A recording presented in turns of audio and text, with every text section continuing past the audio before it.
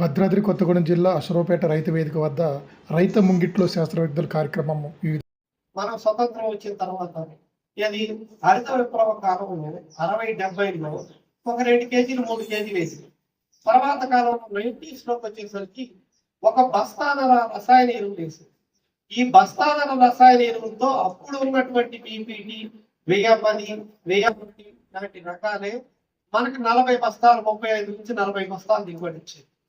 ఈ రోజు మనం 6 నుంచి 7 బస్తాలు వేస్తాం. ఏవైతే అది యూరియా కావచ్చు, డిఏపి కావచ్చు, 20-20 కావచ్చు, లేదా పొటాష్ కావచ్చు, 6 నుంచి 7 బస్తాలు వేస్తా ఉన్నాం. కానీ ఈ రోజు ఎంతమందికి 40 బస్తాలు దిగుబడి వస్తుంది? అదే నేల, అదే రైతు, అదే ఇత్తనం, రసాయనాల వాడకం పెరిగింది, టెక్నాలజీ పెరిగింది, మరి దిగుబడి ఎందుకు తగ్గుతా ఉంది? మరి సాగు పెట్టుబడి ఎందుకు పెరుగుతా ఉంది? ప్రతి ఒక్క రైతు కూడా దీనిపైన ఆలోచన చేయాల్సిన ఇవాళ 10 ఎకరాల రైతు ఉంది, మా పిల్లలకి ఇస్తాను అంటే ఆ నేల ఎటువంటి సారవంతమైన కాకుండా పాడైపోయిన తీసుకెళ్ళి ఇచ్చినా సరే అందులో దిగుబడి దాన్ని చేసి చేసి చేసి అప్పులు పాలవుతుంది తప్ప ఏమి లేదు. కాబట్టి రైతు సోదరులు తప్పనిసరిగా భూసారాన్ని కాపాడుకోవాలి. సారవంతమైనటువంటి భూముల్ని రేపటి తరానికి అందించాలి. అప్పుడే మనిషి మనుగడ, మనలాంటి దేశాల మనుగడ అనేది సాధ్యమవుతుంది. ఎందుకంటే మనం ఫుడ్ ఇంపోర్ట్ చేసుకునే పరిస్థితి లేదు. ఎందుకంటే మన ఫారెన్ ఎక్స్చేంజ్ లో మనం క్రూడ్ ఆయిల్ మీద వాటి మీద వీటి మీద ఎక్కువ పెడతా ఉన్నాం. దాన్ని ఫుడ్ ఇంపోర్ట్ చేసుకోవాలి, ఎంతమందికి ఫీడింగ్ చేయాలంటే ఇంపాసిబుల్. కాబట్టి మనం సారవంతమైనటువంటి మన నేలను, మన వాతావరణాన్ని, మన సాగునీటిని మనం కాపాడుకోవాల్సినటువంటి అవసరం ఎంతైనా. ఇందులో ముఖ్యంగా ముందుగా తీసుకుంటే ఈ పంట భూముల సారాన్ని కాపాడుకోవడం మనం భూసార పరీక్షలు అనేది చేసుకోవాలి. భూసార పరీక్ష రైతు సోదరులు అందరికీ కొంచెం ఐడియా ఉంది. అయినా సరే ఒక్కసారి మనం దాని గురించి ఒక్కసారి గుర్తు చేసుకుంటాం. మనం ఒకసారి ఇది పంట పొలం అనుకోండి, 1 ఎకరం పొలానికి ఒక నమూనా తీయాలి. 1 ఎకరం పొలానికి ఆ గట్టు పక్క నుంచి ఒక 2 మీటర్లు ఇడిచిపెట్టి, చెట్టు ఏదైనా ఉంటే చెట్టు కింద ఇడిచిపెట్టి, ఏదైనా పెంట కుప్ప ఉంటే పెంట కుప్ప ఇడిచిపెట్టి, నీటి కాలువలు వదిలేయాలి. అదేవిధంగా మురిగిపోయే కాలువ వదిలేసి మిగిలిన భాగంలో ఇది 1 ఎకరం మడి అనుకుంటే ఆ ఎకరం మడిలో మనం జిగ్జాగ్ కలియ తిరుగుతూ మనం 10 ప్లేసులను ఐడెంటిఫై చేసుకోవాలి. ఆ 10 ప్లేసులను ఐడెంటిఫై చేసుకుని ఆ 10 ప్లేసులు కూడా మనం ఏదైతే 10 ప్లేసులు ఐడెంటిఫై చేసుకున్నామో ఆ మొత్తం పొలం అంతా కూడా రిప్రజెంటేటివ్ మనం ఏదైతే 1 కేజీ తీస్తాం మనం షార్ట్ ఆ 1 కేజీయే పొలాన్ని మొత్తం రిప్రజెంటేషన్ చేసేలా కూడా మనం ఏంటి ఇప్పుడు ఏదైనా జ్వరం వచ్చిందండి, జ్వరం వస్తే మనం హాస్పిటల్ తీసుకెళ్ళగానే ఏం చేస్తారు? బ్లడ్ శాంపిల్ చేస్తారు. ఆ బ్లడ్ శాంపిల్ తీసినప్పుడు అది రిప్రజెంటేటివ్, ఎంటైర్ బాడీకి రిప్రజెంటేటివ్. ఎందుకంటే ఈ పంప్ అనేది మొత్తం సర్క్యులేట్ చేస్తా ఉంది బ్లడ్, కానీ ఇక్కడ భూమి కదులుతలేదు కదా. కాబట్టి ఏం చేయాలి? మనమే కలిగి తిరిగి 10 ప్లేస్లు ఐడెంటిఫై చేయాలి. ఆ 10 ప్లేస్లు ఐడెంటిఫై చేసిన తర్వాత జిగ్జాగ్ పొలం అంతా కలిగి తిరుగుతుంది. ఇందాక చెప్పినట్టు ఏవైతే భాగాలు ఉన్నాయో అది ఎక్స్పెక్ట్ చేసి వి ఆకారంలో 15 సెంటీమీటర్ల వరకు నాగలి సాగు ఎలాగైతే ఉంటుందో అలాగా వి ఆకారంలో ఒక గుంట చేయాలి. 15 సెంటీమీటర్లు ఎందుకండి? 30 సెంటీమీటర్లు చేయొచ్చు కదా, లేదా 10 సెంటీమీటర్లే చేయొచ్చు కదా. అంటే మనకి సాధారణమైనటువంటి పంటలన్నీ కూడా వేరు వ్యవస్థ, ఎఫెక్టివ్ రూట్ జోన్ చెప్తారు 90% వేరు వ్యవస్థ అంతా కూడా ఈ 15 సెంటీమీటర్లో ఉంటుంది. కాబట్టి 15 సెంటీమీటర్ల వరకు వి ఆకారంలో నాగలి సాలుగా ప్రతి చోట అంటే 10 ప్లేసుల్లో తీసి ఒక పేడులాగా పాల సహాయంతో పేడులాగా ఒక చెక్కలాగా 10 ప్లేసుల్లో తీయాలి. ఆ తీసిన తర్వాత అందులో ఉన్న రాళ్ళు, రప్ప, చెత్త చెదారం అన్ని తీసేసి మంచిగా శుభ్రంగా 10 ప్లేసులో తీసినంతా కరిగి పెట్టి మనకు ఏదైనా పాలిథిన్ కవర్ మీద కానీ లేదా గచ్చు మీద కానీ మంచిగా పరవాలి. పరిచేసి 4 భాగాలుగా చేయాలి. 4 భాగాలుగా చేసి ఎదురెదురు భాగాలు తీసేయాలి. తర్వాత మళ్ళీ ఇంకోసారి కలుపుకుని ఈసారి ఆపోజిట్ భాగాలు ఎదురెదురు భాగాలు తీసేస్తూ దాన్ని ఒక 1/2 కేజీకి తగ్గించాలి. ఎందుకు 5 కేజీలు పెట్టాల్సి అంటే నాకు 10 ఎకరాలు ఉంది. 10 ఎకరాలు ఉంటే ఆ 5 కేజీలు చొప్పున 50 కేజీలు తీసుకెళ్తే ఆ ల్యాబ్ అంతా సాయంతో నిండిపోవాలి. కాబట్టి అది డిఫికల్ట్ కదా, అన్ని 5 కేజీలు పట్టుకెళ్ళలేం. కాబట్టి మనం ఏంటంటే దాన్ని ఒక 1/2 కేజీకి తగ్గించుకోవాలి. తగ్గించుకున్నప్పుడు అందుకే రాయాలి. అసలు మంచి శుభ్రమైన కొంతమంది రైతులు తీసుకొస్తున్నారు మన దగ్గర భూసార పరీక్షలు చేయించడం చెప్పి మన దగ్గర కూడా ఒక 20 లక్షలతో ల్యాబ్ ఎస్టాబ్లిష్ ల్యాబ్ ఉంటుంది. అందులో అనాలిసిస్ చేసిన తర్వాత మనం రిపోర్ట్ ఇస్తే మీ రిపోర్ట్ ప్రకారం మేము ఎరువులు వేసాం. ఎరువులు వేస్తే మా పక్కన ఆయనేమో ఎక్కువ ఎరువులు వేసేసాడు, 7-8 బస్తాలు వేసేసాడు. వేస్తే ఆయనకేమో నాకంటే కొద్దిగా ఎక్కువ వచ్చింది దిగుబడి అంటాడు. మరంటే భూసార పరీక్షలు తప్ప, సైన్స్ తప్ప, మరి ఏం జరిగింది? ఆయన ఒక చెట్టు కింద కూర్చుంటాడు. ఆయన తర్వాత పిలిచి కూర్చోబెట్టి ఏమైంది ఏంటి అని చెప్పి మొత్తం అడిగితే ఒక చెట్టు కింద కూర్చుని ఉంటాడు. ఆ చెట్టు కింద మట్టి తీసుకుని వచ్చాడు. లేదు, ఆయన ఎరువు వేసాడు, ఎరువు వేయగానే అంటనే మట్టి తీసుకొచ్చాడు. లేదు, కొన్నిసార్లు ఏమైందంటే యూరియా సంచిలో పట్టుకొస్తాడు ఇంటి దాకా. అదంతా కూడా యూరియా తీసేసిన సంచి ఉంది, ఆ సంచిలో 20 యూరియాను తీసేసిన సంచిలో ఆ మట్టి పట్టుకుని వచ్చి ఇంటికి వచ్చిన తర్వాత ఆయన పాలిథిన్ కవర్లోకి మార్చుకుని అందులో మొత్తం పేరు, మండలం పేరు, సర్వే నెంబరు, ఏమి పంట వేస్తా ఉన్నాడు, తర్వాత వేసే పంట ఏంటి అవన్నీ రాసుకుని వచ్చి పట్టుకొచ్చేస్తా ఉన్నాడు. యూరియా సంచి డైరెక్ట్ అందులో పోషకాలే ఉన్నాయి. దాని బేసిస్ లో ఆయనది పోషకాలు బాగానే ఉన్నాయి కాబట్టి తగ్గించేసుకోండి అని చెప్పి నేను ఇచ్చాను. ఇస్తే మరి అది రిప్రజెంటేటివ్ కాదు. మనం ఎక్కడ ఫెయిల్ అవుతున్నాం అంటే సాయిల్ శాంపిల్ తీయటంలోనే ఫెయిల్ అవుతాం. ఈ సాయిల్ శాంపిల్ తీయటం అనేది చాలా కేర్ఫుల్గా చేయాలి. మనం సాయిల్ని కాపాడుకుంటేనే మన మనుగడ. ఏంటంటే మనం సాయిల్ పోషకాలు విచ్చలవిడిగా వేయకూడదు. ఎప్పుడు కూడా రసాయన ఎరువులు విచ్చలవిడిగా వేసాము అంటే భూమి పాడైపోవడం ఒకటి. రెండోది ఇందాక సార్ చెప్పారు యూరియా. ప్రధానమైనటువంటి సమస్య ఏంటంటే ఈ రసాయన ఎరువుల్లో యూరియా తక్కువ రేటుకు వస్తుంది కదా అని ఎక్కువ వేసేస్తున్నారు. ఎక్కువ వేయగానే ఏమైందండి బాగా ఎక్కువ వేసారు యూరియా, ఏమైంది మెత్తదనం వచ్చేస్తుంది. మెత్తదనం వచ్చి గ్రీన్గా ఉంటుంది. అది ఒక బిర్యానీ లాగా కనపడతా ఉంటుంది. ఈ రసాయన ఎరువులు బిర్యానీ, ఈ బిర్యానీ తిని ఈ ఆకు అంతా కూడా బిర్యానీ లాగా తయారయ్యి ఆ పురుగంతా కూడా ఆకు తినడానికి వచ్చింది. సమగ్రంగా పోషకాలన్నీ సాయిల్ టెస్టింగ్ చేసుకుని దాని ప్రకారం వేస్తే మనం రసాయన ఎరువులు చాలా వరకు ఇప్పుడు వాడే రసాయన ఎరువులు 50% వరకు కూడా మనం తగ్గించుకోవచ్చు. ఏదైతే రసాయనాలు ఉన్నాయో రైతుకు కూడా ఈ రసాయనాలు ఎక్కువగా వాడటం ఏంటంటే పురుగు మందులు ఎక్కువగా వాడటం వల్లే సాగు ఖర్చు అనేది పెరిగిపోతా ఉంది. ఒకటి యూరియా తక్కువ దొరుకుతుంది కదా వేసేసి దానివల్ల ఏమైంది పురుగు అంతా వచ్చింది, చీడపీడలు రాగానే దానికోసం మనం ఈ ఏవైతే రసాయన పురుగు మందులు ఏవైతే ఉన్నాయో అవి ఎక్కువ కొట్టాల్సి వస్తా ఉంది. సాగు ఖర్చు పెరిగిపోవడం, రైతుకి దిగాలుగా భారీ పడతాం. ఎక్కడైతే మనం ఆ బేసిక్ ఎక్కడైతే మనం వదిలేసామో అంత్య విప్లవం తర్వాత ఏ శాస్త్రవేత్త కూడా రసాయన ఎరువులు మాత్రమే వేయండి అని చెప్పలేదు. రసాయన ఎరువులు వేయండి అని చెప్పారు. కానీ రసాయన ఎరువులతో పాటు అందుబాటులో ఉన్నటువంటి సేంద్రియ ఎరువులను కూడా తప్పనిసరిగా వేసుకున్నప్పుడే సారవంతమైనటువంటి నేల ఉంటుంది. ఆ నేలే పాడైపోతే మనం ఏమి చేసినా కష్టం. ఇంతకుముందు రైతులు కూడా దున్నుతూ ఉంటే అరకగట్టి దున్నుతూ ఉంటే నేల తల్లి పులకించిపోయేది. నా బిడ్డ పాలు తాగుతా ఉన్నాడు, పాలు కోసం పరితపిస్తూ ఉన్నాడు అని చెప్పి మంచి పంటలు అనేది వచ్చేయాలి. ఇప్పుడు చూసి రసాయనాలు వేస్తే తల్లి పాలు కూడా విషం అయిపోయినాయి. ఆ విషం ఇస్తే నా బిడ్డ ఎక్కడ పాడైపోతాడో అని అంత మొత్తంలో ఇవ్వడానికి పరిస్థితి వచ్చింది. కాబట్టి రైతు సోదరులు తప్పనిసరిగా ఆలోచించి చిన్నది ఇప్పుడు మనకి వ్యవసాయ అధికారులు ఉన్నారు, వ్యవసాయ శాస్త్రవేత్తలు ఉన్నారు. తర్వాత ప్రతి ఏఈఓ దగ్గర ఒక యూనిట్ ఉంది, సాయిల్ టెస్టింగ్ యూనిట్. దాంట్లో కనీసం కొన్ని పారామీటర్స్ పిహెచ్సిసి లాంటి 2 చిన్న పారామీటర్స్ అవి చేసుకున్నా సరే మనకి మన నేల యొక్క పరిస్థితి ఏ విధంగా ఉంది, ఏది ఎక్కువ అవుతా ఉంది, ఏది తక్కువ అవుతా ఉంది, ఏదైనా చౌడు ఉందా. ఆ చౌడు కూడా 2 రకాలు 3 రకాలుగా ఉంది. తెల్ల చౌడు, నల్ల చౌడు, తెల్ల నల్ల చౌడు. ఈ చౌడులు తెల్ల చౌడు అనుకోండి, చౌడు ఉంది కదా అని చెప్పి తెలియకుండా కొంతమంది రైతులు ఏం చేస్తా ఉన్నారంటే జిప్సం వేసేస్తా ఉన్నారు. ఆ జిప్సం ఉండటం వల్లే అది పాడైపోయింది, చౌడు కింద మారింది, తెల్ల చౌడు వచ్చింది. అప్పుడు మళ్ళీ ఇంకా జిప్సం వేయకూడదు. తెల్ల చౌడు, నల్ల చౌడు, నల్ల చౌడు ఈ 2 రకాలు. ముఖ్యంగా గుర్తుపెట్టుకోవాల్సింది ఏంటంటే నల్ల రేగడి నేలలో చౌడు అనేది వస్తా ఉంది. ఈ చౌడు కూడా తెల్ల చౌడు. ఎలా గుర్తించాలండి తెల్ల చౌడుని?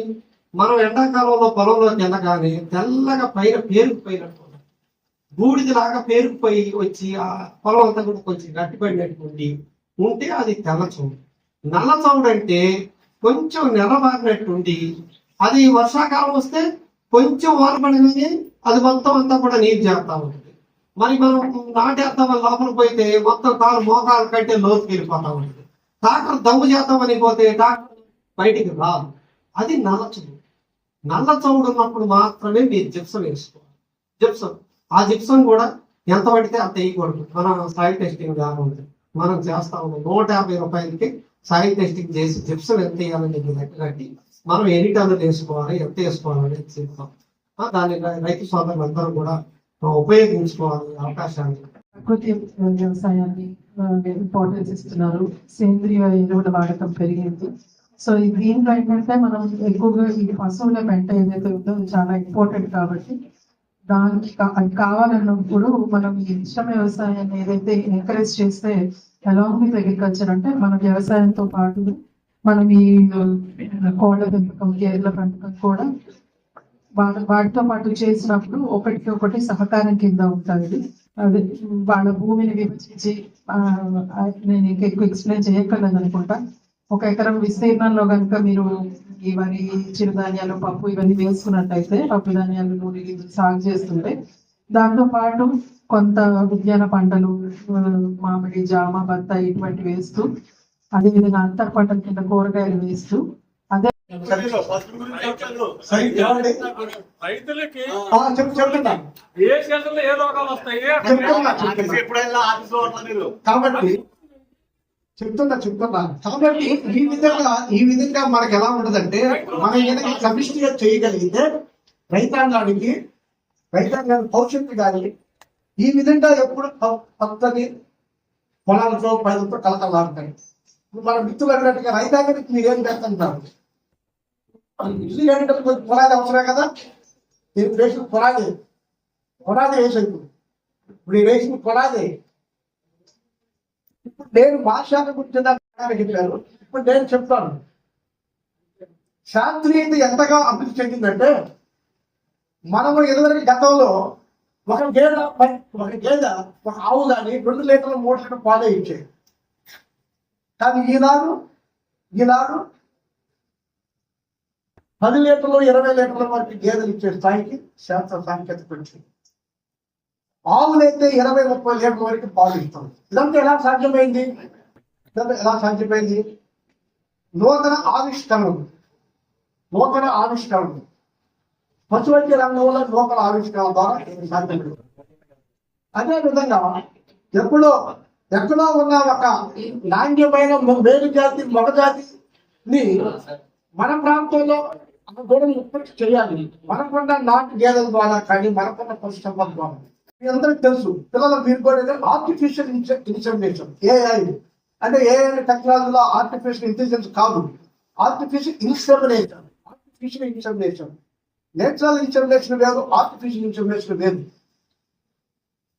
రైతాంగానికి పాడిలో రైతాంగాన్ని ముందుకు తీసుకెళ్లి పాల వెల్లువలు, అదే విధంగా మాంస ఉత్పత్తిలో రైతాంగాన్ని ముందుకు తీసుకెళ్లే ఉద్దేశంతో ముఖ్యంగా పాడి పరిశ్రమలు వాళ్ళు ఏం చేస్తున్నారు, మనం ఏ చెమట ఇటువంటి మనం ఆర్టిఫిషియల్ ఇన్సెమినేషన్ చేస్తే ఒక గేదెకి అది ఆడదోడ పుట్టెత్తు లేకపోతే మగదోడ పుట్టచ్చు. స్కానింగ్ లేదు. పుట్టేదోడ ఆడదైనా కావచ్చు, మగదైనా కావచ్చు. కానీ మగదాని వల్ల ఉపయోగం ఏముంటుంది? రైతులు ఏమన్నంటే, మీరు మాకు మేలుజాతి ఇంజక్షన్ చేశారు, కిందకి వచ్చింది, దానికి మాకు మగదోడ పుట్టింది, ఇది మరలా కట్టదు, దీని మేలతో వ్యర్థపడే కాడికి రైతాంగం నిర్ణయానికి వస్తుంది. మగదాన్ని ఏం చేస్తారు? సాధారణంగా వ్యవసాయం చేయడానికి ఇప్పుడు వ్యవసాయం సాగుబడి చేయడానికి మగ గిత్తలతో కానీ దున్నపోతుతో కానీ వ్యవసాయం చేయట్లేదు. ఇప్పుడు దాన్ని ఏం చేస్తున్నారు? మగదాన్ని పుడితే 6 నెలలు 7 నెలలు వచ్చి దాన్ని కట్టించి అమ్ముతున్నారు. దాన్ని మేపాలు కాబట్టి మేత ఖర్చు కూడా ఇబ్బంది అయింది. ఇప్పుడు ప్రభుత్వం ఏం చేసింది?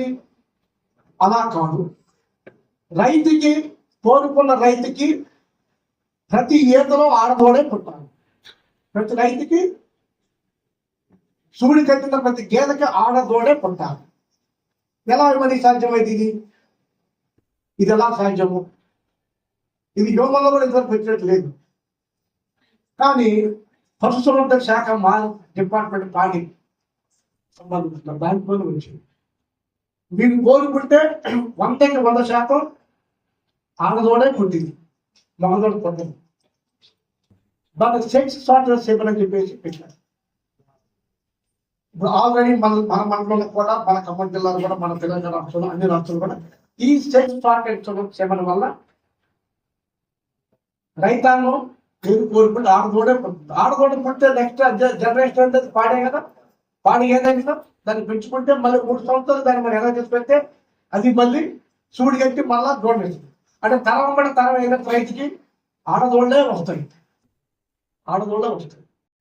మొక్కజొన్న విస్తీర్ణం అంటే మనం చూస్తా పోతా ఉంటే ఇయర్కి సంవత్సరానికి ఈ ప్రాంతంలో మొక్కజొన్న హైబ్రిడ్ సంకరం అంటే ఆడమొగ అని మనం ఇక్కడ పిలుస్తాము, అది రోజు రోజుకి పెరుగుతూనే ఉంది. అంటే వివిధ కంపెనీలు మేబీ ఇక్కడ ఉన్న వాతావరణ పరిస్థితులు అది అనుకూలంగా ఉంది కాబట్టి ఇక్కడ ఈ ప్రాంతంలో వ్యవసాయంలో మొక్కజొన్న ఎక్కువగా పండుతుందని మీకు మరి మనం చూస్తే వేరే దగ్గర ఎక్కడ లేవు. సంకర రకాలు ఉత్పత్తి చేసే జిల్లాలలో ప్రథమంగా చూస్తే ఖమ్మం జిల్లా, కొత్తగూడెం ఈ రెండే కనిపిస్తూ ఉంటాయి. కొద్దిగా కరీంనగర్, నిజామాబాద్ అంటే కరీంనగర్, నిజామాబాద్ ప్రాంతాల్లో కనిపిస్తూ ఉంటాయి. సో ఎందుకు అట్లా అంటే ఇక్కడ ఉన్నటువంటి వాతావరణము అత్యంత అనుకూలమైంది సంకర విత్తనోత్పత్తి. అదేవిధంగా వరిలో కూడా అంతే. సో వరి, మొక్కజొన్న ఈ ప్రాంతంలోనే మనకి ఎక్కువ జరుగుతుంది. సో ఇలాంటి వాటిలలో మనము మొక్కజొన్న బహుళంగా అంటే ఒక్కటే కాదు, గింజ రూపం ఒకటే కాదు మనం తీసుకునేది, కోళ్ళ దాన రూపంలో యూజ్ చేస్తూ ఉన్నాం. అలాగే పచ్చి మేతగా యూజ్ చేస్తూ ఉన్నాం పశువులకి. అదేవిధంగా పేరాల పాప్కార్న్ అంటాం, మనం పేరాలుగా యూజ్ చేస్తూ ఉన్నాం. స్వీట్ కార్న్గా యూజ్ చేస్తూ ఉన్నాం. తీపి మొక్కజొన్న అది 70-75 రోజులకే వస్తాం. సో అట్లాంటి ఈ 4-5 రకాలుగా ఉన్నవి, అది మన వ్యవసాయ విశ్వవిద్యాలయం వారు కూడా తయారు చేసిన రకాలు కూడా ఉన్నాయి. అందులో దీర్ఘకాలిక రకాలు ఉన్నాయి, మధ్యకాలిక రకాలు ఉన్నాయి, స్వల్పకాలిక రకాలు ఉన్నాయి. దీర్ఘకాలికం అంటే 125 రోజుల పంటకాలం ఈ మొక్కజొన్నకి. అదే మనం వరిలో చూస్తే 150 రోజులు, అంటే 1 నెల మనకు కలిసి వస్తూ ఉంటుంది అనేది మొక్కజొన్న మీద. అది కూడా మళ్ళీ నాణ్యమైన విత్తనం. వేరే దగ్గర మనము ఆ నాణ్యమైన విత్తనమో లేదో తెలియదు మనకు, కానీ మన రాష్ట్రం నుంచి విడుదలైనటువంటి రకాలు ఇవి అన్ని సర్టిఫైడ్ సీడ్గానే మారిపోతాయి, అంటే ధృవీకరించిన విత్తనాలుగా ఉంటాయి. ఇవి రైతు సోదరులకు అందుబాటులోనే ఉంటాయి, తక్కువ ధరకు. అంటే ప్రైవేట్ కంపెనీలో అదే 1 kg 2 kg తీసుకుంటే మీరు 1200 నుంచి 1600 రూపాయలు ఉంటుంది, కానీ మన యూనివర్సిటీ నుంచి తీసుకునేది 800 రూపాయలు మాత్రమే ఉంటుంది. సో 400 రూపాయలు అది తక్కువ ధరకే ఉంటుంది. సో ఇట్లాంటివన్నీ కూడా రకాల పరంగా మనం చూసినప్పుడు మనకు అంటే రేటు పరంగా చూసినా, దిగుబడుల పరంగా చూసినా, నాణ్యత పరంగా చూసినా మన రాష్ట్ర వ్యవసాయ విశ్వవిద్యాలయం నుండి వెలువడినవి మీరు ఎంపిక చేసుకోవాల్సిందిగా మనవి తీసుకుంటున్నాం. అదేవిధంగా ఇది అంతా కూడా సాగు పద్ధతిలో మీకు తెలియంది కాదు. సో నేలల ఎంపిక, ఇది ఎక్కువ నీరు నిలిచే ప్రాంతాలు తీసుకోకూడదు మీరు. సో మనకి ఇక్కడ ఉన్నటువంటి ఏ నేలనైనా, ఎర్ర నేలనైనా, ఇసుకతో కూడిన గర్భ నేలనైనా, అదే బంకమట్టి నేలనైనా ఓకే, కానీ కొద్దిగా ఆమ్లత్వం, క్షారత్వం ఉన్నటువంటి నేలలు ఈ దానికి పనికిరావు, ఈ సాగుకి, మొక్కజొన్న సాగుకి. ఎందుకంటే రైతు సోదరికి ఫైనల్ గా వాళ్ళకు దిగుబడులు రావాలి, అలా అంతేగాని దిగుబడులు తగ్గకూడదు. సో అందుకని నేలను ఎంపిక చేసుకునేటప్పుడే చేయాలి. అదే వానాకాలంలో మీరు మొక్కజొన్న సాగు చేపడుతున్నాయంటే బంక నేలలు పనికిరాదు. ఎందుకంటే ఎప్పుడైతే నీరు నిలుపు అక్కడ ఎక్కువగా ఉంటుందో దానికి కాండం కుళ్ళు తెగులు ఎక్కువ వచ్చే అవకాశం ఉంటుంది. అదేవిధంగా ఆ ఈదురు గాలులకి ఆ యొక్క ఎక్కువ నీటి నిలువ ఉండడం వల్ల ఆ పంట అంతా కింద పడిపోవడానికి ఆస్కారంగా ఉంటుంది. సో కాబట్టి రైతు సోదరులు వానాకాలానికంటే కూడా యాసంగిలో మొక్కజొన్న సాగును చేపట్టడం శ్రేయస్కరం.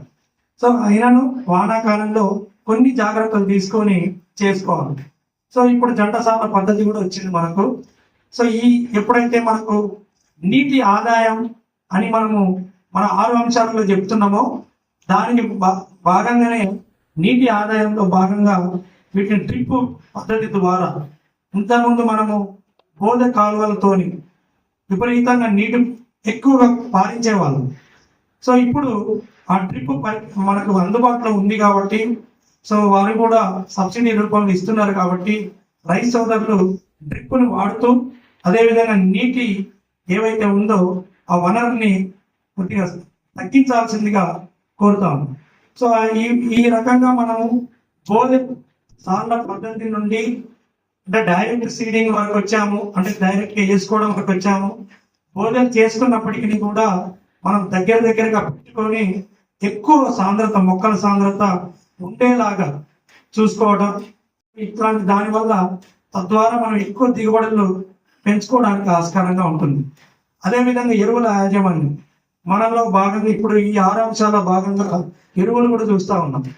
సో ఈ ప్రధానంగా ఈ పంటలు వరి, మొక్కజొన్న, జొన్న ఇలాంటివన్నీ కూడా మనం ఎంత నత్రజని వేస్తే అంత ఎక్కువ తీసుకుంటుంది.